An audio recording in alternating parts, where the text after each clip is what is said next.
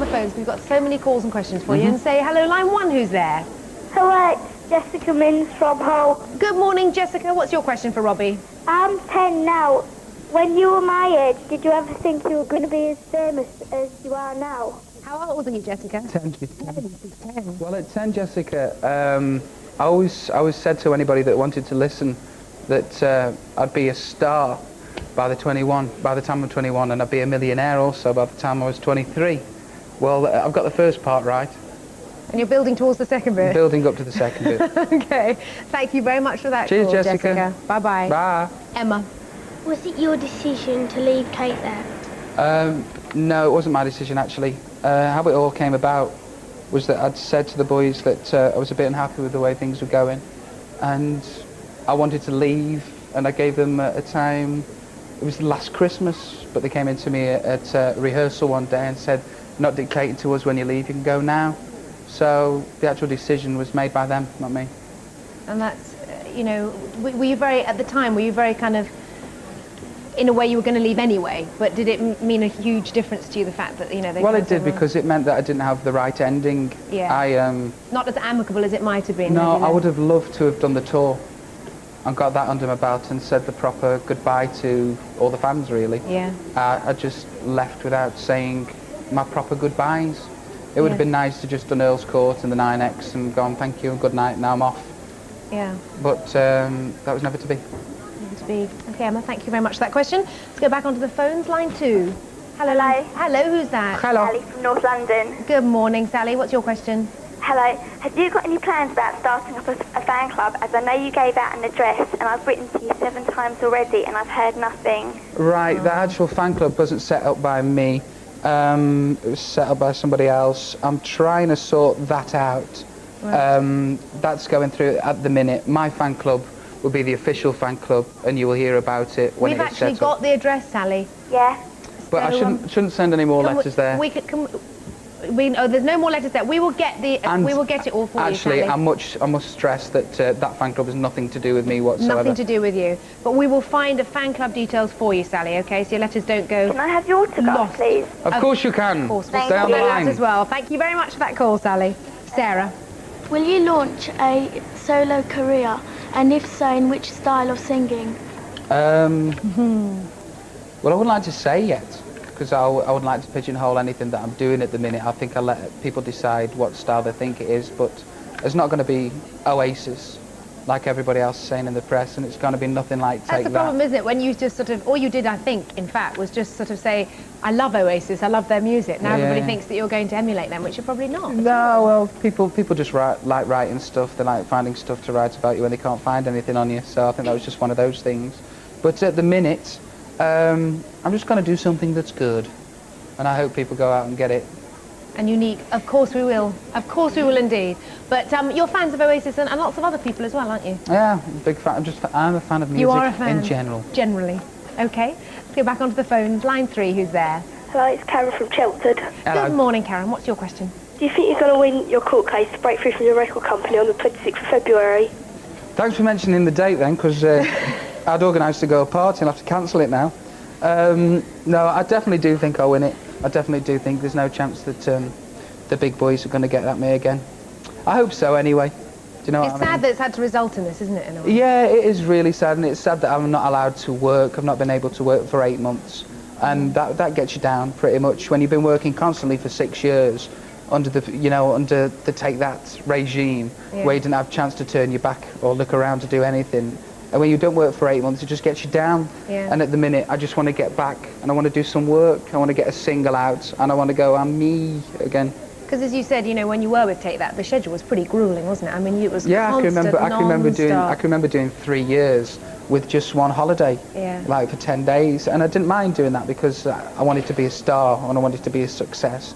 And I just want to get back to work again. I'd do that again now if I could do. It makes you appreciate it a lot more. When you don't work. When you're at work, the grass is always greener. But you want a day off. the last 8 months, you have been sort of putting together your new style, presumably, and songs and things like that. Well, basically, I haven't been able to do anything because legally I can't. Right. So it's just been, what should I do today? I'll go to the cinema. And it's, you know what I mean? And it sounds nice, and it is nice. It's nice to have a bit of a break. Nice for the first month. Yeah, but I need to do something else now. Okay, thanks very much for that call. Thank you. Let's take Claudia's question. If you think boy bands are a thing of the past, what do you think the future for pop music is? I don't know. The good thing about pop music is that it's ever changing. I can remember when Take That first came out, there was a glut of faceless techno artists, and basically the charts needed something like a boy band, just so the charts needed household names again. And of course we kicked off the ball was running, and then there was loads of boy bands. I don't know what holds in the future. I guess it just changes like everything. I mean, it just changes like everything. Then we had Eternals, we had a lot of all-girl bands. Yeah, yeah. And that's a whole Hopefully it'll involve me. And I don't know what's going to hold for the future of chart music. I don't know what's going to hold for the future of me yet. So I'll tell you when I get there. You'll come back and tell us. Yeah. Fantastic. Let's go on to line 5. Hello, line 5. Hello, it's Lucy from Croydon. Hello, Good morning, Lucy from Croydon. Hello. What's your question? When did you first realise you weren't fitting in with Take That? When I first realised I wasn't fitting in with Take That, if I said day one, would that be bad? Yeah. It would be fairly shocking as a It'd be fairly shocking. No, I don't know though. I don't think there was a point where I thought it's 9 o'clock in the morning, I'm having my orange juice and my croissant, and I don't fit in.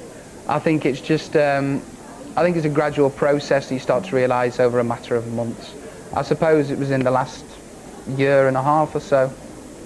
You really felt that? Mm-hmm. Okay, thank you very much for that call. Richard, let's get in your question. Do you miss the other members of Take That? I'd love to say yes, but unfortunately I don't. I phoned the boys last night. I love Mark to bits, Camera 5, I love Mark to bits and I really miss you, mate. But as for the rest, I would call as well. As for the rest, I can say I don't really miss them. Why don't you miss them? Because I mean, you were quoted even on our programme saying, you know, that you were all great friends at one time. Yeah. Grown apart from them. But you don't know what you can and can't say when you first split from a band, do you? That's true. I think it's got nothing more to do than just 7 days a week, 24 hours a day. Yeah. For 6 years, you become to get annoyed by people's egos, and you start to get annoyed by people the mind games, and I think that's why basically. Right. 6 years. I mean, I suppose you know when you're at school and you're with your best friends, you're going to fall out every now and again, aren't you? Okay. You know what I mean? You'll know what I mean, don't you? Righty-ho. Focus on you. Thanks for that question, Richard. Let's go to line 6. Hello, line 6. Hello. Hello, who's that? Hello. It's Claire from Orpington. Good morning, Claire. What's your question?